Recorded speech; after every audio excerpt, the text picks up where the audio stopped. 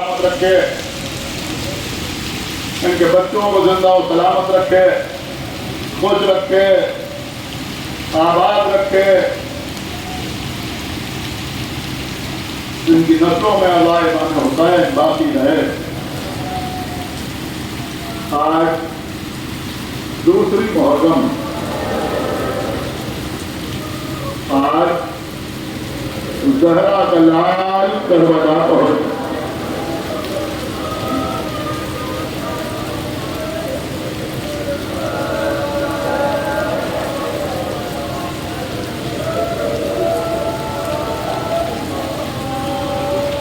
حسین کربلا کی سرزمین کو پہنچے،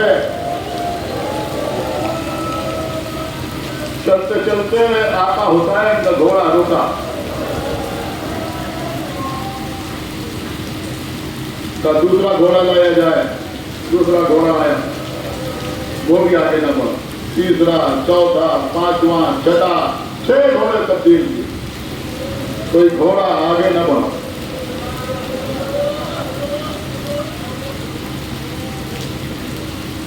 بھائی عباس، ذرا یہاں رہنے والوں کو بلاؤ۔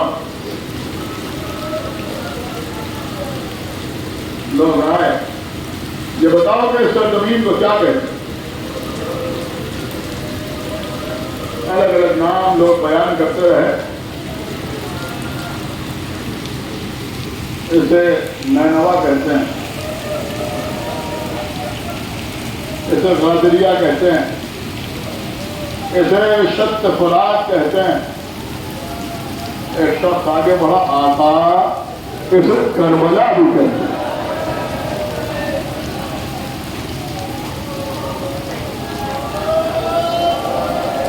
لیکن قبلہ مصائب وہی ہیں تو ہر سال آپ سنتے ہیں، اور ہر سال آپ ایسے ہی ہوتے ہیں جیسے ہی سنا اسے کربلا بھی کہتے ہیں۔ آقا حسین کی زبان پر آیا کر وہ بھلا۔ بھائی عباس خیمے نصب کرو، یہی ہماری منزل ہے، ہم نہیں ٹھہرے۔ خیمے نصب ہوئے، بیویاں خیموں سے اترنے لگی۔ سب سے پہلے بی بی فضہ کے ساتھ شہزادی زینب محمل سے اتری۔ بگولا اٹھا، زینب کی چادر پہ آ کے رکا۔ بی بی خیمے میں پہنچی،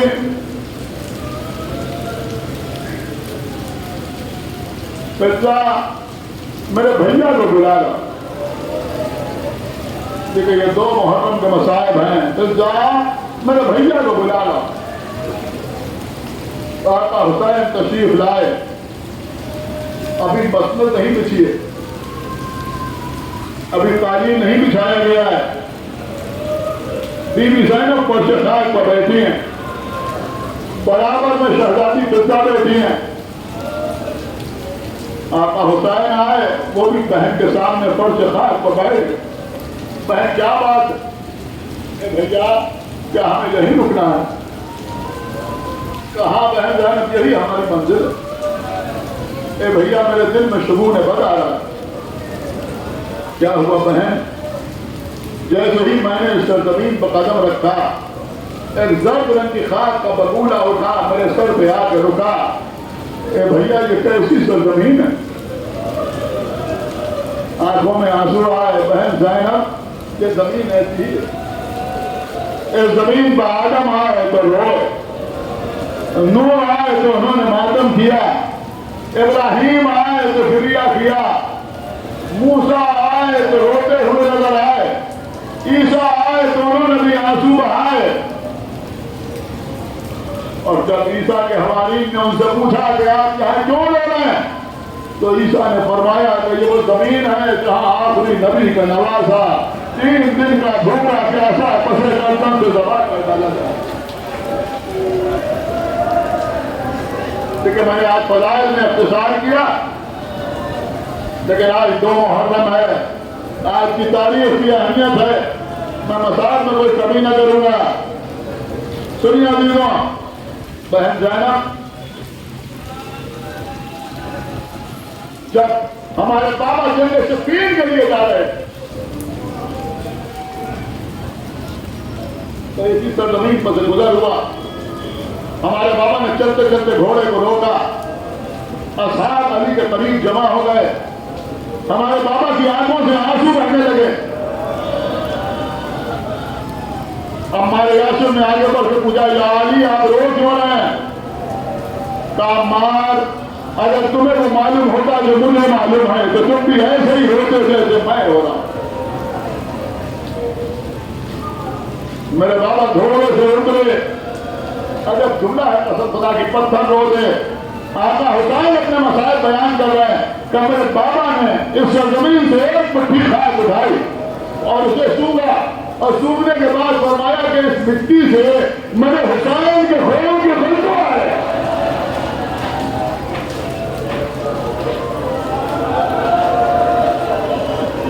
ہمارے بابا کے احساس سمجھ نہیں پا رہے تھے کہ آج علی کیسی باتیں کر رہا ہے. فرمایا میں کچھ دیر اس زمین پر سونا چاہتا ہوں،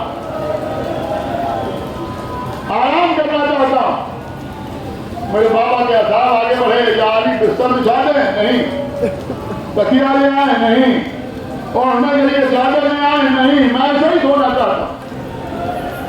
مولا حسین فرماتے ہیں بہن زینب میرے بابا فرش خاک پر لیٹ گئے. کہا میرے حسین میرے قریب آؤ. میں اپنے بابا کے قریب آیا کہ میرے پہلو میں لیٹ جاؤ. میں اپنے بابا کے پہلو میں لیٹا.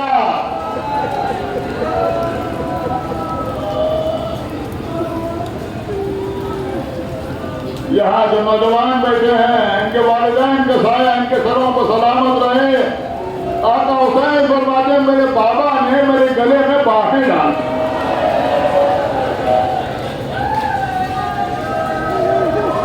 میں اپنے بابا کو دیکھ رہا تھا. میں نے دیکھا کہ میرے بابا سو گئے، لیکن جب سو رہے تھے تو چہرے پر کچھ قرب کے آثار نمودار ہوئے ہیں. میں دیکھ رہا. کچھ دیر کے بعد میرے بابا اٹھے. بھیا حسن قریب آ گئے، بھائی محمد حنفیہ قریب آئے، میرا چھوٹا بھائی عباس قریب آیا. علی کے سارے بیٹے علی کے قریب آ گئے. اصحاب نے علی کو گھیر لیا. یا علی کیا بات ہے؟ کسی نے کہا یا علی کچھ دیر اور آرام کر لیتے، شاید آپ تھک گئے تھے. یہ بیدار کیوں ہو گئے؟ میرے بابا ظاہر پچار ہو رہے تھے. پھر میرے بابا نے فرمایا کہ میں ابھی سو گیا تو میں نے عظیم خواب دیکھا. کیا دیکھا تھا؟ میں نے دیکھا کہ اطلاع کو جب صحرا ہے. پھر میں نے غور کیا تو وہ صحرا خون کے سمندر میں تبدیل ہو